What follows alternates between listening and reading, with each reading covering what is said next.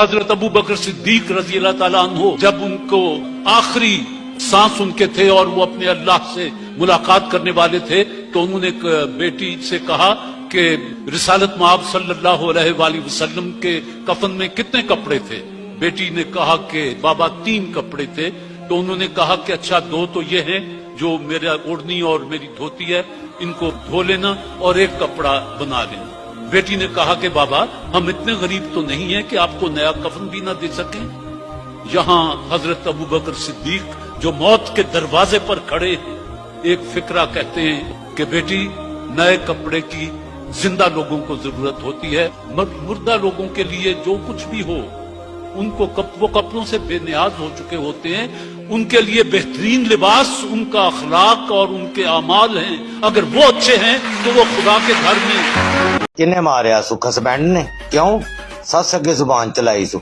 इन मैं 20 बार समझाया भी वड्डियां नूं इंज जवाब नहीं देईदा। ਜਿਹੜਾ ਸੁਣਦਾ ਫਿਰ ਉਹ ਥੂ ਥੂ ਕਰਦਾ ਵੇ ਤੇ ਹਸਬੈਂਡ ਵੀ ਇੱਜ਼ਤ ਨਹੀਂ ਕਰਦਾ।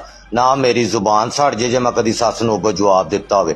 ਉਹ ਜੇ ਮੇਰੇ ਨਾਲ ਲੜੇ ਵੀ ਨਾ, ਮੈਂ ਤੇ ਸਿੱਧੇ ਦਿਲ ਤੇ ਜ਼ਖਮ ਦੇਣੀ ਆ। ਕਲਪਦੀ ਰਹਿੰਦੀ ਏ। ਫਿਰ ਮੈਂ ਤਾਂ ਕਿਚਨ 'ਚ ਜਾਨੀ ਆ, ਚੁੱਪ ਕਰਕੇ ਨਵੇਂ ਬਰਤਨ ਭਾਂਡੇ ਧੋਣ ਦੇ ਬਹਾਨੇ ਵਿੱਚੋਂ ਭੰਨ ਦੇਣੀ ਆ। ਅੱਜ ਮੇਰੇ ਨਾਲ ਲੜੀ ਤੇ ਕਿਚਨ ਨੂੰ ਕੁੰਡੀ ਲਾਤੀ। ਮੈਂ ਨਵੇਂ 2 ਸੂਟ ਟੁੱਕ ਦਿੱਤੇ। ਲੈ ਸਵੇਰ ਦੇ ਚੂਹੇ ਲੱਭਦੀ ਫਿਰਦੀ ਕਲਪਦੀ ਪਈ ਏ। ਲੋਕਾਂ ਦੀਆਂ ਨੌਵਾਂ ਦਾਜ ਦੇ ਵਿੱਚ ਗਹਿਣੇ ਕੱਟੇ ਲੈ ਕੇ ਆਉਂਦੀਆਂ, ਸਾਡੇ ਵਾਲੀ ਸੱਸ ਕੁੱਟਣ ਲਈ ਡੋਗ ਲੈ ਕੇ ਆਈ ਜੇ। ਹਾਏ ਵੇ ਮੈਂ ਆ ਗਈ। ਉਹ ਭਗਵਾਨੇ ਚੁੱਪ ਕਰਕੇ ਥੱਲੇ ਆ ਜਾ ਕਿ ਮੈਂ ਆਵਾਂ ਉੱਤੇ। ਭਾਵੇਂ ਆ ਜਾ ਪਰ ਮੈਨੂੰ ਨਹੀਂ ਥੱਲੇ ਲਾ ਸਕਦਾ।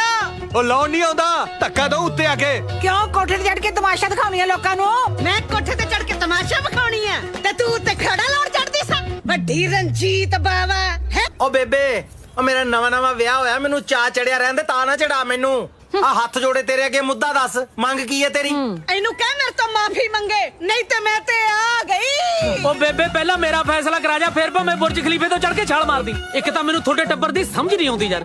ਜਿਹੜਾ ਵੀ ਰੁੱਸਦਾ ਉੱਤੇ ਨੂੰ ਚੜ ਜਾਂਦਾ, ਪਤਾ ਨਹੀਂ ਉੱਤੇ ਕਿੱਥੋਂ ਨੂੰ ਜਮਦੂਤ ਲੋਕਲ ਪੈਂਦੇ ਨੇ।